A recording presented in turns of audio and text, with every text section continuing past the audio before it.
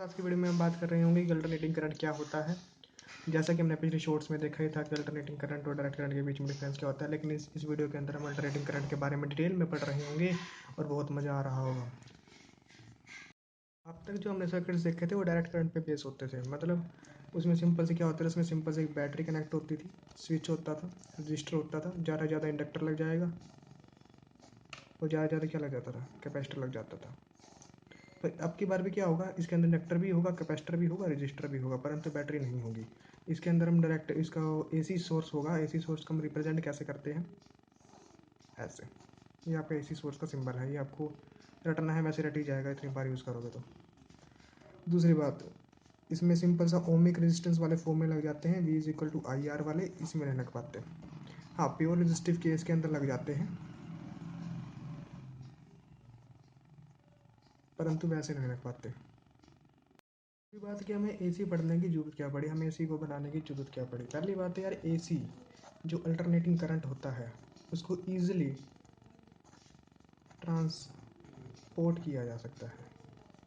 क्या समझे, मतलब एक जगह से दूसरी जगह ईजिली इसको भेजा जा सकता है डायरेक्ट करंट के मुकाबले। ठीक है, और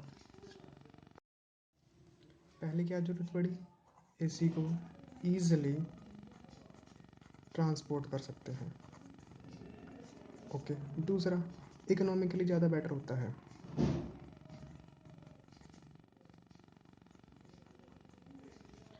और तीसरा इसका डिसएडवांटेज बताना चाहूँगा, डीसी और एसी, अगर ये करंट आपको लगा और ये करंट आपको लगा, इसमें दोनों में से भयंकर मौत किस में होगी, एसी के अंदर होगी। क्यों? क्योंकि इसके अंदर करंट की साइकिल चलती है। एक बार करंट ऐसे जाएगा, फिर वापस आएगा, ऐसे जाएगा, वापस आएगा, ऐसे ऐसे करंट की साइकिल आपके अंदर से गुजरेंगी। डायरेक्ट करंट के अंदर क्या होगा, एक बार पॉजिटिव से नेगेटिव, बस पॉजिटिव से नेगेटिव ही जाता रहेगा, इसके अंदर बदलता रहेगा, क्योंकि समय के साथ इसके अंदर पॉजिटिव नेगेटिव बदलता रहता है, तो डायरेक्ट करंट से ज़्यादा खतरनाक है। इनकी एसी डीसी की डेफिनेशन दोबारा एक बार देख लेते हैं। एसी की डेफिनेशन क्या होती है, जिसकी डायरेक्शन पीरियोडिकली चेंज हो। तात्पर्य क्या है भाई, कहना क्या चाहता है, मैंने कहा देख, क्या ये साइनसोइडल फंक्शन है, क्या ये साइनसोइडल फंक्शन है? आपने कहा जी हाँ। अब डायरेक्शन से क्या मतलब है आपका? मैंने कहा डायरेक्शन से ये मतलब है क्या, पहला क्वाड्रेंट, दूसरा, तीसरा, चौथा, जो आपका ग्राफ है वो कितने क्वाड्रेंट में जा रहा है। ये देखो 2 क्वाड्रेंट में जा रहा है, ये भी 2 क्वाड्रेंट के अंदर जा रहा है, तो इसकी जो डायरेक्शन है वो एक फिक्स्ड पीरियड ऑफ टाइम के बाद, ये देखिए टाइम चेंज हो रही है, तो मतलब ये पीरियोडिकली अपनी डायरेक्शन क्या कर रहा है, चेंज कर रहा है, तो ये अल्टरनेटिंग करंट कहलाएगा। पेन खत्म हो गया यार, wait a minute. Fix interval time के बाद अपनी डायरेक्शन क्या कर रहा है, चेंज कर रहा है, तो ये एसी है। इसके अंदर आप कहोगे यार वैल्यू का कैसे सिस्टम होता है, यार वैल्यू का कुछ कह नहीं सकता। वैल्यू आपकी कांस्टेंट हो भी सकती है और नहीं भी हो सकती है, बस इसके अंदर एक चीज़ कांस्टेंट रहेगी, वो है डायरेक्शन। डायरेक्शन इसके अंदर शाश्वत है, यानी कांस्टेंट है, वो इसके अंदर रहेगी। इसके कुछ और एग्जांपल लेकर समझते हैं। जैसे ये ग्राफ मैंने आपको शॉर्ट वीडियो में करवाया था, इस फिक्स इंटरवल ऑफ टाइम के बाद, सॉरी माफ़ करना, एक फिक्स इंटरवल ऑफ टाइम के बाद क्या हो रहा है, चेंज हो रहा है। इसके मैग्नीट्यूड के ऊपर हम यदि हम बात करें, करंट के मैग्नीट्यूड के ऊपर हम बात करें, तो वो कांस्टेंट है, पर डायरेक्शन क्या हो रही है, चेंज हो रही है। अगर मैं दूसरे ग्राफ की बात करूं,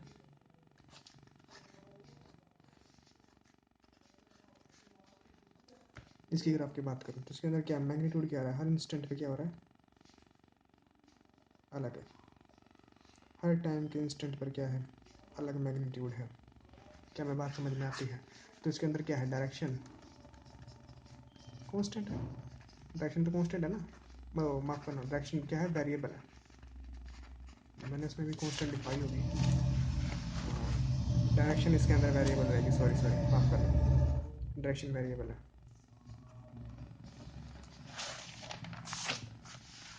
इसकी डायरेक्शन क्या रहेगी, वेरिएबल रहेगी। लेकिन एक तरह से कांस्टेंट भी कह सकते हैं, क्योंकि नहीं कह सकते, नहीं कांस्टेंट नहीं कह सकते, वेरिएबल ही रहेगी। जो इसका मैग्नीट्यूड है वो भी कांस्टेंट रह भी सकता है और नहीं भी रह सकता है, लेकिन डायरेक्शन हमेशा क्या रहेगी, वेरिएबल रहेगी। पर अब हम डीसी की बात करते हैं। डीसी मतलब डिप्टी कमिश्नर नहीं, डायरेक्ट करंट।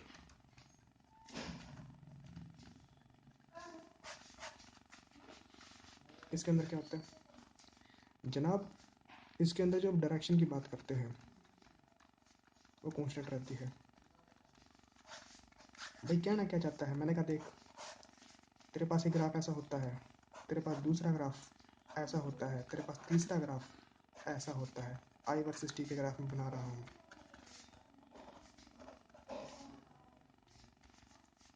इसके अंदर मैं मैग्नीट्यूड की यदि बात करता हूँ तो कुछ महानुभाव कहेंगे कि कांस्टेंट है,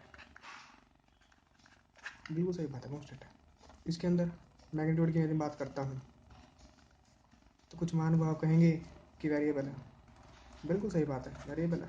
इसके अंदर मैग्नीट्यूड क्या है, वेरिएबल है।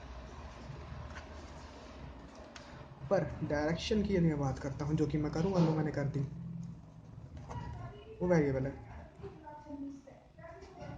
अरे यार क्या बोल रहा है, कांस्टेंट है। डीसी ने मेरा ही कांस्टेंट वेरिएबल बदलवा दिया। चलो दोबारा एक बार क्लियर कर देता हूँ, समझ बता देता हूँ। जो एसी का जो डायरेक्शन होता है वो वेरिएबल होता है, वेरिएबल होता है ना, हाँ जी वेरिएबल होता है। और डीसी का जो आपका डायरेक्शन होता है वो कांस्टेंट होता है। डायरेक्शन क्या कैसे देखनी है वो मैं आपको पीछे बता चुका हूँ, आगे मेरे ख्याल से मुझे ज़रूरत नहीं लगती कि आगे बताना पड़ेगा। और दूसरा हम कर रहे होंगे तो पहले, सबसे पहले मैं आपको इक्वेशन के बारे में समझाना चाहूँगा, जो कि वेव चैप्टर में समझाते हैं बच्चों को। मुझे लगता है काफ़ी सारे बच्चों को ये पता नहीं होगी। सो प्यारे बच्चों देखो, I is equal to I naught sine omega t plus 5। अब कुछ महानुभाव कहेंगे जनाब ये इक्वेशन अल्टरनेटिंग करंट की हो सकती है। मैंने कहा बिल्कुल है। इसके अंदर कुछ वेरिएबल्स हैं, मैं आपको बता रहा हूँ क्या है। सबसे पहले ये है भाई इंस्टेंट वैल्यू, इंस्टेंट वैल्यू। इससे क्या तात्पर्य है यार जनाब, आप किस टाइम पर करंट को देखना चाहते हो।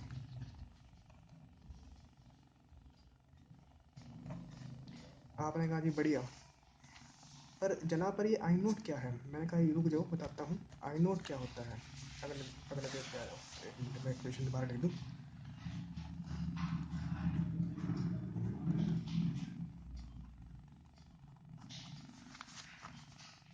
आई मैं बता चुका हूँ, क्या मैं आई नोट के बारे में बता दूँ। आई नोट क्या होता है जनाब, ये आपका एम्पलीट्यूड है, एम्पलीट्यूड।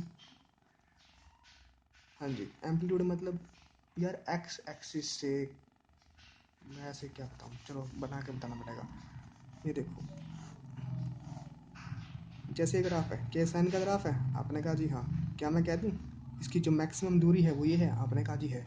क्या मैं कह दूँ ये एक्स एक्सिस है, आपने कहा जी है। क्या यहाँ तो यहाँ से यहाँ तक की दूरी एम्पलीट्यूड नहीं हो जाएगी। जी हाँ ये एम्पलीट्यूड है, ये हमें रटना है, बेसिकली पता होना चाहिए था, कुछ लोगों को पता भी होगा। इसको एंगुलर फ्रिक्वेंसी कहते हैं यार, इसकी इतना बेसिकली मैं नहीं बताऊंगा ये क्या होता है, लेकिन इतना बता देता हूँ ये रोटेशन वाली एंगुलर फ्रिक्वेंसी नहीं है बस। अब कोई कहेगा कि यार मेरे को तो साइन का तो ग्राफ पता है, इसके अंदर साइन थीटा का ग्राफ पता है, लेकिन आई नोट साइन थीटा का ग्राफ नहीं पता। मैंने कहा कोई टेंशन वाली बात नहीं है। देखो बेसिकली साइन थीटा का ग्राफ पे जाता है, ये होता है, ये क्या है, ये कितना है, आपने कहा जी 1। अच्छा आई नोट से मल्टीप्लाई कर देना, ये कितना हो जाएगा आई नोट। बस इतना ही फ़र्क होता है, ज़्यादा कोई फ़र्क नहीं होता है। सो टी यहाँ पर क्या स्टैंड करता है, टी यहाँ पर स्टैंड करता है टाइम के लिए, किस टाइम इंस्टेंट पर आप देखना चाहते हो इक्वेशन। और फाई क्या है आपका initial phase. Initial phase, initial phase का क्या मतलब यार, इनिशियल में करंट की वैल्यू, इनिशियल में जो एंगल था किसके साथ, एक्स एक्सिस के साथ, वो कितना था, वो हम जब फेजर डायग्राम करेंगे, जब ज़्यादा अच्छे से समझ में आ रहा होगा तब अच्छे से आप लर्न कर पाओगे। अभी मुझे लगता नहीं है कि आप इतने अच्छे से समझ पाओगे, ज़्यादा बाद में समझोगे। और शायद मैंने सब कुछ बता दिया ना। हाँ जी, आपको इक्वेशन के बारे में सब कुछ पता लग चुका है। कंग्रेचुलेशंस। स्टार्ट करते हैं अपना अगला टॉपिक। अब अपना अगला टॉपिक है यार मीन वैल्यू। मीन वैल्यू क्या होती है? एसी की बात कर रहा हूँ मैं। एसी के अंदर मीन वैल्यू क्या होती है यार? स्टडी स्टेट के अंदर, डीसी की स्टडी स्टेट के अंदर जो वैल्यू होती है वही मीन वैल्यू आपकी एसी के अंदर होती है। क्या ना चाहते हो? मैंने कहा देख यार, कोई इलेक्ट्रिकल अप्लायंस है, जैसे क्या क्या लूँ मैं, पंखा ले लेते हैं। पंखा, ये फैन मान लो। ड्राइंग मेरे को नहीं आती इसलिए बुक्स बनाया। ओके, आपने कहा जी ओके। मैं कोई कहता है यार इसको 220 वोल्ट चाहिए, और ये फ़ैन है।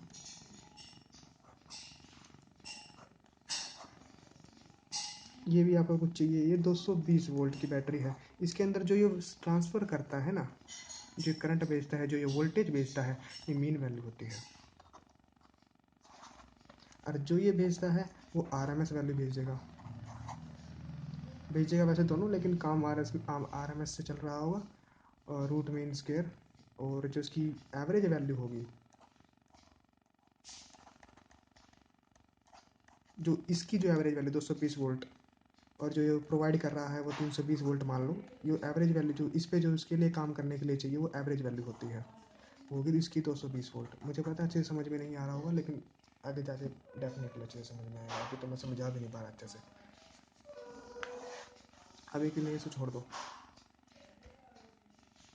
अभी के लिए बस इतना सा छोटा सा फॉर्मूला दिमाग में रख लो। मेन वैल्यू ऑफ एसी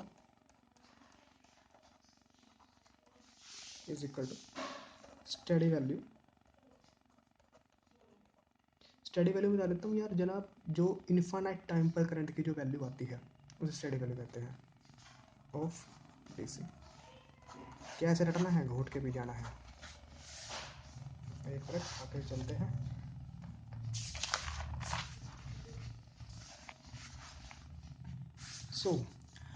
अब हम डेरिवेशन करेंगे। इतनी जल्दी डेरिवेशन पे भी आ गए? हाँ यार, टाइम मिलने के अंदर स्क्रैच से भी पढ़ना है तो जल्दी जल्दी थोड़ी स्पीड तो पकड़नी पड़ेगी। हम डेरिवेशन करेंगे।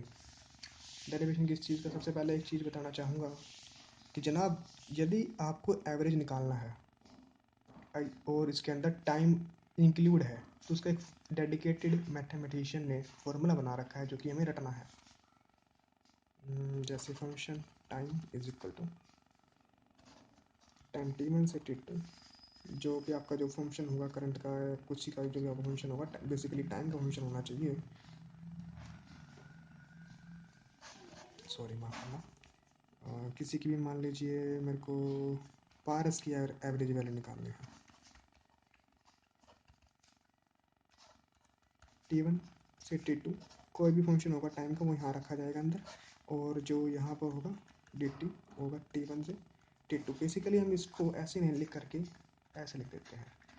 इंटीग्रेशन ओपन कर लो, यही आएगा। आप इसे रट सकते हो और बेसिकली रटना भी है। हम किस चीज़ का एवरेज निकाल रहे होंगे? की एवरेज वैल्यू निकाल लें या करंट की एवरेज वैल्यू निकाल लें? चलो करंट की एवरेज वैल्यू निकालते हैं। एक मिनट, मैं पेन की कैप लगाता हूँ। Hashtag average value of current.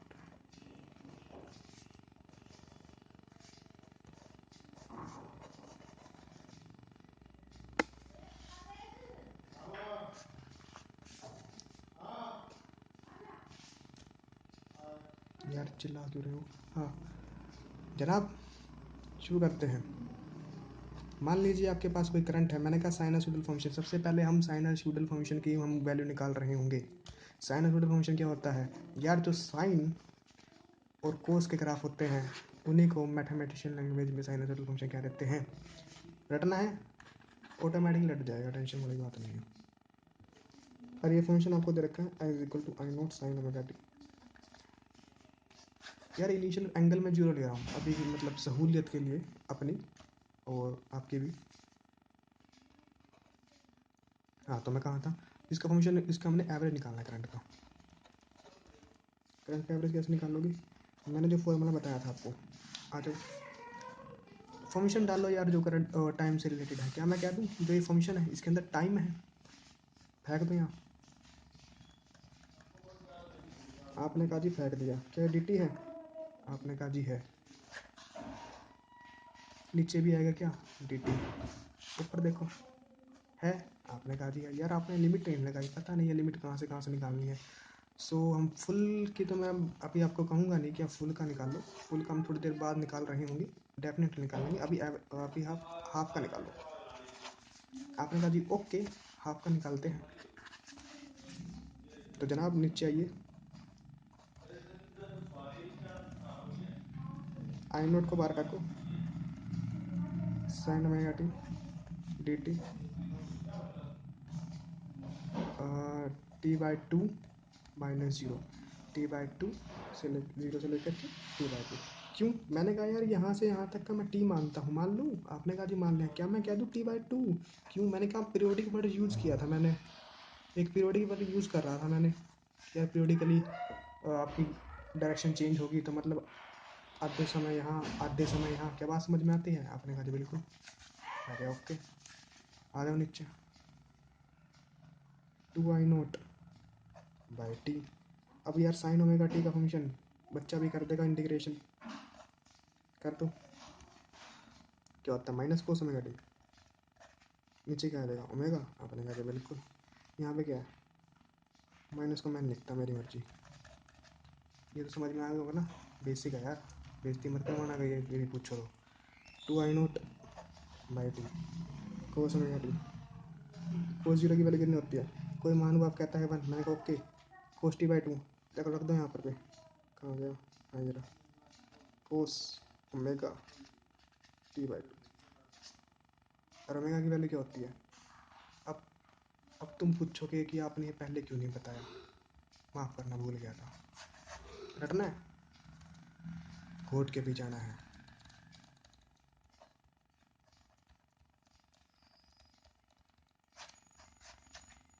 Okay, कहाँ था मैं? ये था, अगले पेज पे करते हैं, ज़्यादा खच खच हो यहाँ पे। टू आई नोट अपॉन में T omega 1 minus cos 2 pi by T into 2 पाई, नहीं टी बाई टू। 2 से 2 उड़ गया, टी से टी उड़ गया। जनाब कोस पाई की वैल्यू बच्चे बच्चे को पता है कितनी होती है? आपने कहा जी -1, चेप दो। 1 -1 -1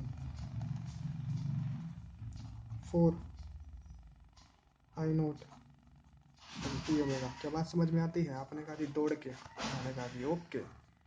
अब मैंने कहा देख, पिछले जन्म में मैंने तुमको बताया था कि omega is equal 2 pi by T होता है। आपने कहा जी होता है, चेप दो।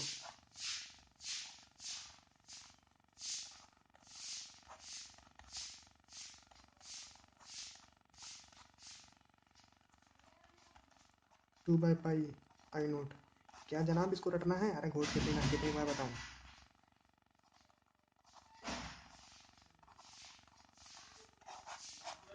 ओके, अच्छी राइटिंग में देते हैं। वैसे जितनी अच्छी मेरी राइटिंग थी, मैं सबसे अपनी बेस्ट लिखने की कोशिश कर रहा हूँ।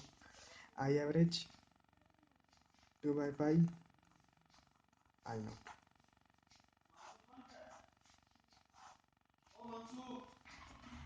हाँ, अब ज़्यादा अच्छा लग रहा है। कोई महानुभाव आया मेरे पास और कहता है कि यार तू बेवकूफ़ है। मैंने पूछा क्यों? यार जब भी तेरे पास न्यूमेरिकल आएगा, मैंने कहा जी आएगा, तब तो उसके 2 पाई पाई की वैल्यू बार बार लिख रहा होगा। मैंने कहा नहीं, तो अभी कैलकुलेट करके रख लेना। मैंने कहा ओके। इसकी जो वैल्यू होती है वो प्लस पॉजिटिव हाफ साइकिल की बात कर रहा हूँ, आई नोट होती है। कैसे भी रटना है, डायलॉग तो आपको रटेगा अब तक, घोट के पी जाना है। सिमिलरली आप वोल्टेज की एवरेज वैल्यू निकाल लोगे, वो भी इतनी ही आएगी। निकाल के देख सकते हो। क्यों यार? कैसे? हमारे पास तो वोल्टेज का, हमारे पास क्या कहते हैं उसको, वो नहीं है, टाइम का फंक्शन नहीं है। मैंने कहा मैं दे देता हूँ, लो v is equal to V naught sine omega t, लो निकाल लो। आई नोट की जगह वी नोट पुट कर देना, पूरी डेरिवेशन के अंदर आपका जो भी है वो आपका निकल के आ जाएगा। आपने कहा जी ओके। अब उसकी वैल्यू जो 0.637 जो ये वाली वैल्यू है, आप उसको देख सकते हो। लेकिन आपने तो कहा यार ये हाफ साइकिल के लिए है, लेकिन जनाब जो हमने एग्जाम्पल लिया है, कब लिया था? पिछला जन्म कहाँ गया हमारा? ये रहा। जब हमने पिछले जन्म में एग्जाम्पल लिया था वो तो फुल साइकिल का था। मैंने कहा ओके स्मार्ट वर्ड, ये रहा फुल साइकिल।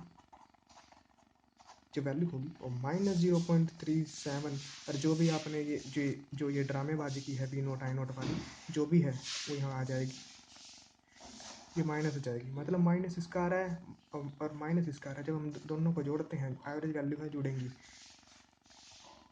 सो तो आई एवरेज या बी एवरेज 0 आता है। जी हाँ, आर्यभट्ट की खोज, भारत की खोज 0 आता है। इस डेरिवेशन में इतना ही, धन्यवाद। अब कोई महान विद्यार्थी था, उसने सोचा कि यार अल्टरनेटिंग करंट, ओके मैंने अल्टरनेटिंग करंट पढ़ लिया, तो अब मैं एक्सपेरिमेंट करूँगा। स्कूल में गया, स्कूल में से अपना डीसी एमीटर और डीसी वोल्ट मीटर उठा के चुरा लाया। तो उसने क्या करा, उसके घर में क्या था, कुछ भी था, मतलब जो एसी सोर्स था उसकी वोल्टेज चेक करने की या उसकी करंट वैल्यू चेक करने की उसने कोशिश की, उसने 0 दिखा दी। डीसी एमीटर ने और डीसी वोल्ट मीटर ने उसने वैल्यू क्या दिखा दी? 0 दिखा दी। अब वो कमेंट में आकर के लड़ रहा है कि जनाब आपने तो बताया था कुछ करंट की वैल्यू कुछ ना कुछ हो रही होगी, लेकिन ये तो 0 बता रहा है। मैंने कहा बात तो सही है, लेकिन यार एसी को मापने के लिए तो डीसी को यूज़ कर रहा है महानुभाव, पहले तो ये बता ये क्या फ़र्क पड़ता है यार, डीसी एसी है तो दोनों करंट ही, में क्या फ़र्क पड़ता है? क्यों? क्योंकि डीसी एमीटर और डीसी वोल्ट मीटर आपके एवरेज वैल्यू को मेजर करते हैं। क्या बात समझ में आती है? आपने कहा जी बहुत ज़ोर से। अब मैंने कहा यार जो एसी है ना, ये हॉट वायर एमीटर पे काम करते हैं। हॉट वायर गैल्वेनोमीटर होता है इनके अंदर, उस कॉन्सेप्ट पे काम करते हैं। ये मैं आपको आगे बता रहा हूँ, अभी के लिए इतना ही रटना है। सो आगे क्या करना है? मैं आरएमएस वैल्यू।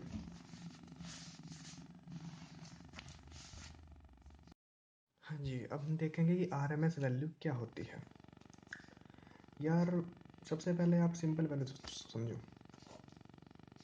फुल फॉर्म तो आपने देख ही ली होगी। मैंने कहा यहाँ पर एक वायर के अंदर किसी जनाब ने रेजिस्टेंस लगा दिया और डीसी से कनेक्ट कर दिया। डिप्टी कमिश्नर, अबे नहीं यार, डायरेक्ट करंट।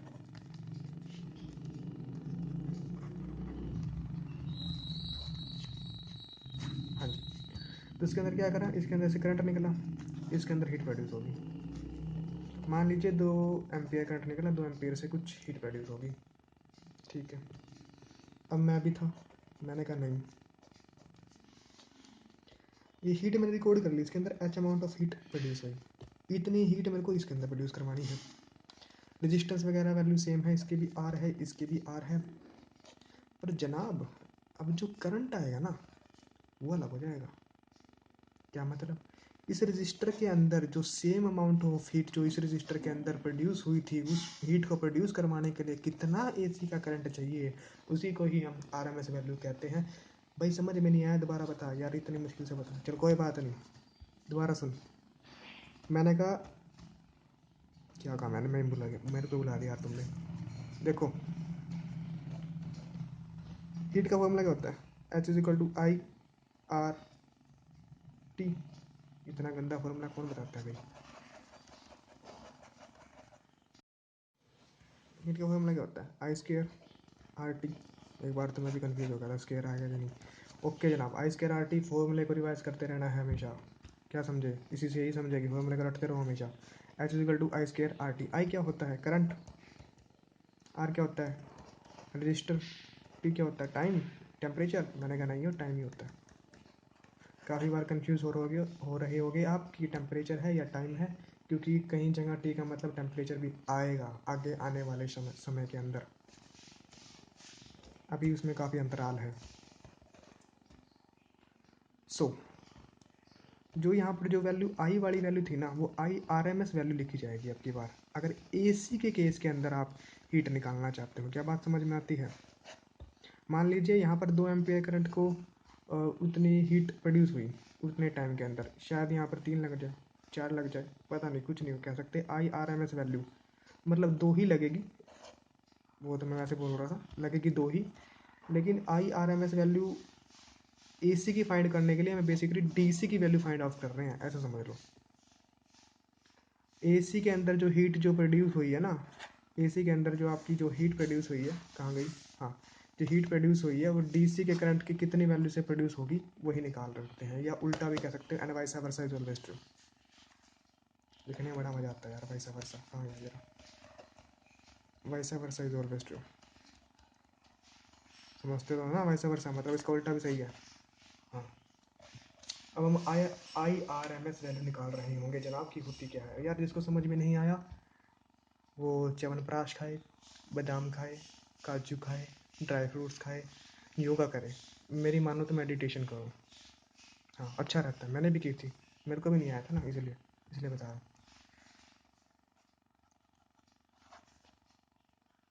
IRMS, अब वैल्यू हम निकालेंगे, किसके करंट के निकालेंगे, क्यों, फेवरेट है यार, सबको लगा है करंट बचपन में, इसी की वैल्यू निकालेंगे। सो सबसे पहले IRMS वैल्यू को थोड़ा सा वो कर लो कि मतलब लिखते कैसे हैं, रिप्रेजेंट कैसे करते हैं। मैंने कहा कोई मीन वैल्यू निकाल लो, आई की मीन वैल्यू, स्क्वायर मार दे, पहले स्क्वायर कर दे, मीन निकाल दे, डाल दे, नहीं समझ में आया, स्क्वायर कर दे, मीन कर दे, डाल दे, ओके, स्क्वायर कर दे, मीन कर दे, डाल दे। यार जनाब समझ में नहीं आ रहा, हम तो अभी तो क्या पर तू तो रट के आया है, देखो सब कुछ रटा पड़ा है, हमें कैसे पता। मैं कहा देख, RMS वैल्यू तेरे को रट जाएगी, आपने कहा जी रट जाएगी, किसकी निकालनी है, आपने कहा जी आई की, उल्टा चलो, स्क्वायर है मार दे, मीन है मार दे, रूट है मार दे, क्या बात समझ में आई। आपने कहा जी हाँ, अब मेरे को समझ में आ गई। मैंने कहा ठीक है। अब आपके पास एक फंक्शन था करंट का, I is equal to I naught sine omega T, जो पिछले जन्म में हमने लिया था। आपने कहा जी हाँ, इसका स्क्वायर मार दे,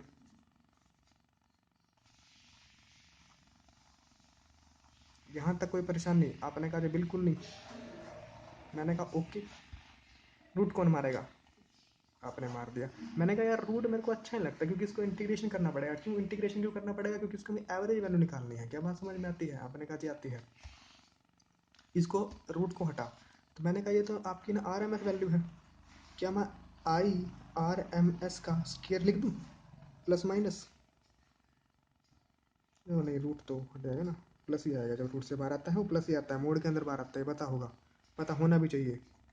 आई naught square sine square omega t, आपने कहा जी ओके। तो मैं इसकी क्या निकालना चाहता हूँ, एवरेज वैल्यू निकालना चाहता हूँ, तो निकाल देते हैं, क्या दिक्कत है। आपको तो लिखना पड़ेगा कि आई की वैल्यू क्या, आई नोट से क्या मतलब होता है, ओमेगा से मतलब क्या होता है, टी से मतलब क्या होता है, RMS वैल्यू क्या है, हम क्या करने जा रहे हैं। आपको एक एक स्टेप आपके बोर्ड एग्जामिनेशन के अंदर लिखना पड़ेगा। मैं नहीं लिख रहा हूँ क्योंकि वीडियो की लेंथ काफ़ी लंबी हो जाएगी, आपको वैसे लिखना पड़ेगा। सो कहाँ था मैं, हाँ, एवरेज वैल्यू निकालने के चक्कर में, I naught square sine square omega t d t. अब मैं हाफ वैल्यू किसकी निकालूँ, हाफ की निकालूँ, फुल की निकालूँ, तो फुल की निकाल लेते हैं।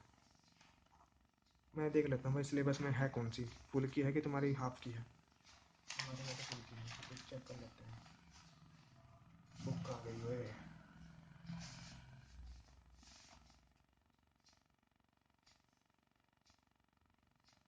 फुल की है, ठीक है, फुल की निकाल लेते हैं।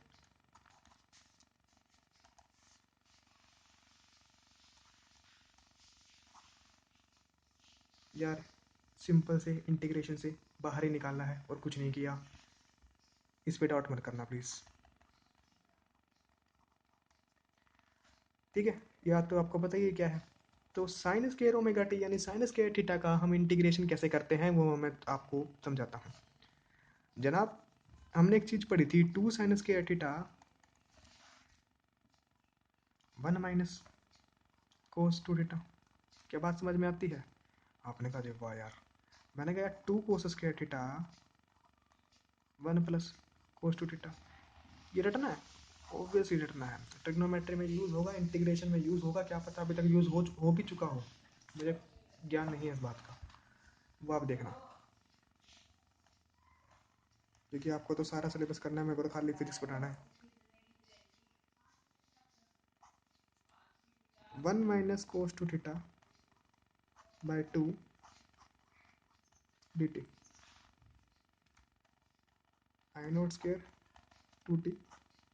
इंटीग्रेशन जब मैंने किया तो मैंने पाया कि यहाँ तो डी आएगा। आपने कहा जी बहुत काम की फतेह की बात बताई आपने, तो ये ओमेगा टी लिखो यार, थीटा मत लिखो यहाँ पर, वरना दिक्कत है दिमाग में। ठीक है, कहाँ था मैं? हाँ यहीं था मैं। माइनस इसका क्या आएगा, साइन 2 ओमेगा टी, 2 है ना? हाँ 2 ओमेगा टी। मेरे को खुद की राइटिंग नहीं समझ में आ रही। नीचे आएगा जनाब 2। ओके, कहाँ से कहाँ तक? 0 से 2 तक। जब आप इसको पूरा सोल्व करोगे तो आपको क्या मिलेगा? आई नोट स्क्वायर बाय 2। यार तू सोल्व करके दिखा देना यार, खुद खुद भी कर लो यार, इंटीग्रेशन है। नॉन मेडिकल के बच्चे हो, करना आना चाहिए, वरना बेइज्जती हो जाएगी मेडिकल के बच्चों के सामने। आई आर एम एस का स्क्वायर निकालना हमें।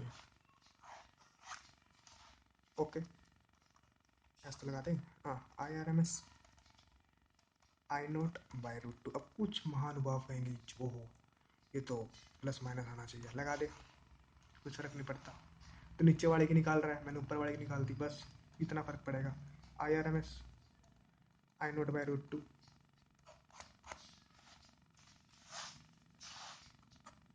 आप कुछ और भी बोलेंगे कि यार न्यूमेरिकल निकालेंगे, बार बार रूट लिखना पड़ेगा, टाइम वेस्टेज, तो उसकी पहले ही वैल्यू निकाल के रख लेते हैं। मैंने कहा ओके रख लेते हैं। तो क्या वैल्यू लिखोगे? नहीं नहीं ऐसे नहीं यार, ऐसे ऐसे नहीं मज़ा आता। देखो I R M S is equal to 0.707 I naught. ये वाली वैल्यू आपको क्या करना है?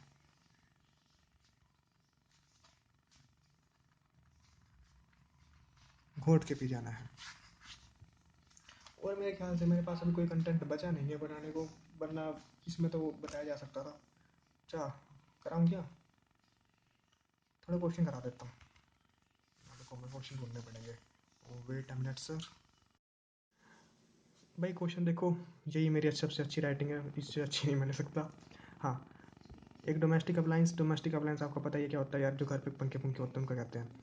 ड्राज ड्रॉ करता है, मैंने कहा नहीं यार खींचता है। 2.5 एम्पियर का करंट 250 वोल्ट से। और 60 हर्ट्ज़ की इसकी मतलब पावर सप्लाई है, मेनली आपको 50 हर्ट्ज़ की मिलती है, तो 60 हर्ट्ज़ की दे रखी है, इनकी मर्जी। पूछ रखा है average current for full cycle. अरे तो बच्चा ही बता देगा, मैं नहीं बताऊंगा, तुम बताना। The average of the square of the current. ये एक बार मैं कंफ्यूज हो गया था इसके अंदर, मैं बताऊंगा कि मैंने क्या निकाला था। आप भी निकालने की कोशिश करो पॉज करके वीडियो को। द करंट एम्पलीट्यूड है, कोई क्वेश्चन है। The supply voltage amplitude. ये चल क्या है यार, ये बदतमीजी कर रखी है। चलो कोई बात नहीं, निकाल देते हैं। सबसे पहले बोर्ड का बच्चा,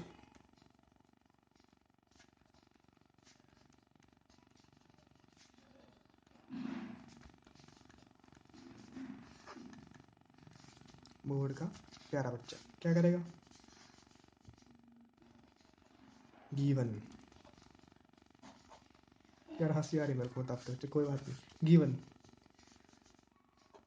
we R M S 220 volt. हाँ, मैं बताना एक चीज़ भूल गया कि जनाब आपको जो भी वैल्यू दे रखी होगी ना, अगर उस पर कोई स्पेसिफाई नहीं कर रखा तो वो आर एम एस वैल्यू है। उसको एवरेज वैल्यू की तरह या पी की वैल्यू की तरह हम ट्रीट नहीं कर रहे होंगे, नहीं कर रहे होंगे, नहीं कर रहे होंगे। रिपीट कर करके सुन लो इस बात को, एक बार रिपीट करो, 2 बार करो, 10 बार करो, क्योंकि आर एम एस वैल्यू ही हमें दे रखी होगी। दूसरी बात, अगर आपको कोई वैल्यू देनी भी है उनको, यानी आपको पी की वैल्यू देनी है, यानी जिसको मैं एम्पलीट्यूड कह रहा था बेसिकली वो आपकी पी की वैल्यू ही है। अगर उसको पीक वैल्यू देनी है या एवरेज वैल्यू देनी है, वो आपको स्पेसिफाई करेगा कि भाई एवरेज वैल्यू है, पीक वैल्यू है। आर एम एस के केस के अंदर वो स्पेसिफाई नहीं करेगा, क्योंकि ये अंडरस्टूड है। वो सोचते हैं कि बच्चे बहुत इंटेलिजेंट हैं, वो तो हमें पता है कि हम कितने इंटेलिजेंट हैं। ओके, तो इसके अंदर आपको पावर दे रखी, लिखने की जरूरत नहीं है, लिखने वाले भी नहीं है। जो आर एम एस आपको 2.5 एम्पियर दिया था, मैं बार बार कह रहा हूँ सबको, आपको आर एम एस वैल्यू भी दे रखी होगी। एवरेज पहला क्वेश्चन था, पहला क्वेश्चन देखो, पीछे जाने की जरूरत नहीं है, यहाँ पे सुविधा है पहले क्वेश्चन दिखाने की। हाँ, the average current for full cycle. Full cycle के लिए एवरेज करंट कितना हो रहा होगा? मैंने कहा यार एवरेज करंट देखो 0। कितना आसान क्वेश्चन। दूसरा, ये मत पूछना जीरो कैसे। हाँ, the average of the square of the current. अब इसके अंदर मैं कंफ्यूज हो गया था, क्यों बताता हूँ कि यार मैंने जो करंट था ना उसका स्केयर कर दिया था, उसका एवरेज नहीं करा था। मतलब एक तरह से बेवकूफ़ी है, या वो कह सकते हो ध्यान नहीं रहा, मतलब बेवकूफ़ी है, और क्या ही है। हाँ, आप करंट का क्या कर दो, स्केयर कर दो, उसका करना है मीन। क्या ये चीज़ देखी देखी सी नहीं लगती? दिमाग लगाओ, लगाओ, लगाओ। नहीं लग रहा। मैंने कहा कोई बात नहीं, देख, IRMS का स्केयर। अब यार तूने कैसे सोचा? सिंपल सी बात है ना, मैंने तो बहुत सारे क्वेश्चन कर रखे हैं, तो मेरे को तो मतलब पता ही होगा। आप क्या करो, शुरुआती में क्या करो, 15 से 20 क्वेश्चन देख देख के निकालने की कोशिश करो। इसकी उससे क्या होगा, वो क्वेश्चन आपको रट जाएंगे। जब रटेंगे ना, जब दूसरी तीसरी बार आप उन रटे क्वेश्चन को रिवाइज कर रहे होगे, आपको उनका कॉन्सेप्ट समझ में आ जाएगा। ऐसे ही करते हैं क्वेश्चन को, पहली दूसरी बारी में तो मतलब समझना थोड़ा मुश्किल हो जाता है मेरे जैसे बच्चों के लिए। तो क्या पता आप ज़्यादा इंटेलिजेंट हो, आपको पहली बारी में ही समझ में आ जाए। सो इसका जब स्केयर करोगे, आपको IRMS वैल्यू का स्केयर पूछ रहा है, यानी जनाब I0/2 पूछ रहा है। I0 की वैल्यू कैसे निकालते हैं? मैंने कहा IRMS की वैल्यू कैसे निकालते हैं? आपने कहा जी I0/√2। मैंने कहा चेप दो, इस I0 तो हमें दे नहीं रखा ना जनाब। ओहो, गंदा काम कर दिया उन्होंने। मतलब ये हमें कह रहा है कि 2.5 का स्केयर कर दो आप, बस यही कह रहा है क्या? कोई क्वेश्चन था? अरे इस क्वेश्चन पे कंफ्यूज हुआ तू, अरे बदतमीज आदमी। हट। थर्ड, ठीक है। थर्ड क्वेश्चन क्या था? The current amplitude. बदतमीजी की भी हद होती है आजकल। 2.5 का whole square into √2 is equal to I0। अब कुछ महानुभाव प्लीज, प्लीज, तू आएगा, सॉरी, मत पूछना कैसे आया। फॉर्मूला लिखा है, दिमाग भी तो हमारे अंदर कूट कूट के भरा है, निकाल सकते हैं बड़े प्यार से। फोर्थ क्वेश्चन ये, द सप्लाई वोल्टेज एम्पलीट्यूड। हम दोबारा लिखेंगे, as we know. Board examiner को बहुत अच्छा लगेगा ऐसे, ओहो कितना इंटेलिजेंट बच्चा है, VRMS वैल्यू को 2 बार लिखता है, वाओ। 220 वोल्ट। तो हमने क्या करा था, हमने यार पिछले ज़माने में पढ़ा था कि V0/√2 होता है, कोई शक वाली बात? आपने कहा जी नहीं है, VRMS वैल्यू। ओए पागल आदमी, इसको स्केयर क्यों कर रहा है? हाँ, हाँ ठीक है। ये मैं क्या कर दिया, ये खच मचा दी यार। 2.5 into √2 is equal to I0, ये होगा। हाँ, दिख गया। हाँ जी, VRMS कितनी दे रखी है? 220 इंटू √2 वोल्ट है, काटते चल। V0 थोड़ा अच्छे अच्छे राइटिंग में लिखना, मेरी तो राइटिंग पहले ऐसी ही घटिया है। पहला क्वेश्चन आ गया। क्या इसमें कोई डाउट होगा भी तो पूछोगे कैसे भाई? कमेंट से पूछना पड़ेगा, और कैसे पूछोगे? दूसरा क्वेश्चन देख लो भाई, CBSE 2000 में आया था ये, दुनिया का सबसे मुश्किल question. The instantaneous current from an AC source, इतना दे रखा है। What is the frequency of the source उत्तरी and virtual value of current? गलत हो गया भाई, ये तो मेरे को आता ही नहीं, ये कैसे बताऊं मैं, कैसे बताऊं? तो जनाब आपको एक इक्वेशन दे रखी है, 10 sin 3 1 4t, तो करना ही है। What is the frequency of the source? Frequency क्या होती है यार? फ्रीक्वेंसी तो तूने बताई नहीं, चलो समझ ले यार, फ्रीक्वेंसी नहीं समझ रहे तो क्या याद रखेंगे? देख, ये फ्रीक्वेंसी है क्या नहीं आता है? ये फ्रीक्वेंसी है, कोई बात नहीं, ये फ्रीक्वेंसी है। यार समझ में नहीं आया। मैंने कहा यार 1 सेकंड के अंदर आपकी साइकिल कितनी कंप्लीट हो रही है, उसको ही हम फ्रीक्वेंसी कहते हैं। साइकिल किसको कहते हैं? मैंने कहा देख ये वाली, दूसरी साइकिल में समझना तुम। हाँ, ये ये ये half cycle, full cycle, half cycle, full cycle, half cycle, full cycle. मतलब ये टोटल को हम फुल साइकिल कहते हैं। क्या बात समझ में आती है? एक सेकंड के अंदर ऐसे कितनी साइकिल मतलब उसके अंदर आ रही हैं, उसको यहाँ फ्रीक्वेंसी कहते हैं। डेफिनेशन नहीं लिखवाऊंगा, अब पूछी भी नहीं जाती यार इसकी, तो ये बेसिकली लैम्ब्डा का टॉपिक है 1/t फॉर्मूला इसका। एक कुछ फॉर्मूले मैंने आपको लिखवाए थे। एक तो मैं लिखवाया था आपको omega is equal to 2π/t, रटना है जी, बिल्कुल रटना है। अब क्या हो गया 2πf। अब आपसे क्या पूछा था इसने, ओमेगा क्या दे रखा है, क्या मैं कह दूँ इसको, मैं कंपेयर कर सकता हूँ किससे, I is equal to I naught sine omega t से। क्या मैं कह दूँ ओमेगा ये है, क्योंकि टी आई नोट की वैल्यू हमें दे रखी है, तो ओमेगा की वैल्यू क्या होगी 314।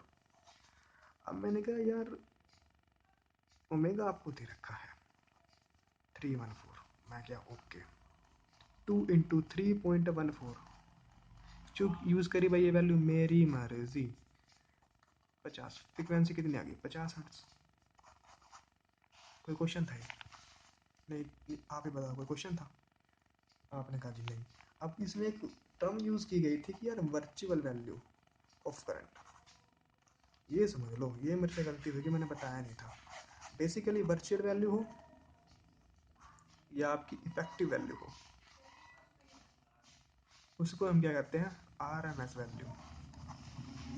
प्रदीप में लिखा हुआ है, आप देख सकते हैं। प्रदीप मतलब बुक्स की बात कर रहा हूँ मैं, किसी आदमी में मत देखना। हाँ, आप देख सकते हो। और कोई तीसरा क्वेश्चन भी करोगे क्या? हम तीसरा क्वेश्चन भी करेंगे, क्या याद रखोगे जरा। The equation of AC in a circuit I is equal to, आपको दे रखा है, पहले देख लो अच्छे से, पूछ करके ट्राई कर लो। ये उम्मीद है होगा नहीं, लेकिन फिर भी कर लो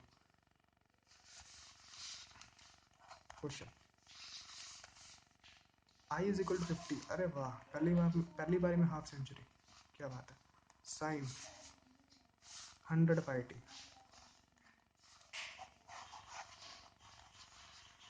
एम्पलीट्यूड क्या है, ये है। ओमेगा क्या है, ये है। पाई क्या, तो पता ही है ना, टी टाइम होता है। ओके जनाब, क्या पूछा?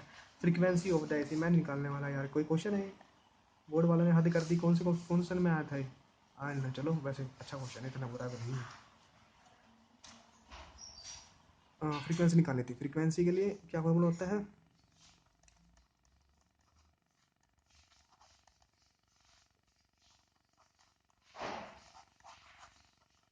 बहुत मुश्किल क्वेश्चन दुनिया में सबसे मुश्किल क्वेश्चन था ये। हाँ, ये अच्छा क्वेश्चन है भाई, दूसरे वाला ये सच में अच्छा है। वैल्यू ऑफ करंट इस टाइम इंस्टेंट पर कितनी होगी, ये पूछ रहा है। तो I इज इक्वल टू आपको दे ही रखा है 50 साइन 100πt। तो ओके जनाब, तो मैं यहाँ पे 1/600 लिख दूँ। कहाँ पर टाइम की जगह ना यार, और कहाँ लिखेगा 1/600। अब π/6 की जिसको वैल्यू पता है वो लिख दो।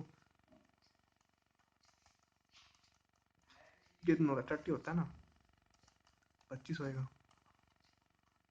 ओए दिख नहीं रहा था, सॉरी माफ़ करना, ऐसा देख सकते हो। सो आज की वीडियो में इतना ही।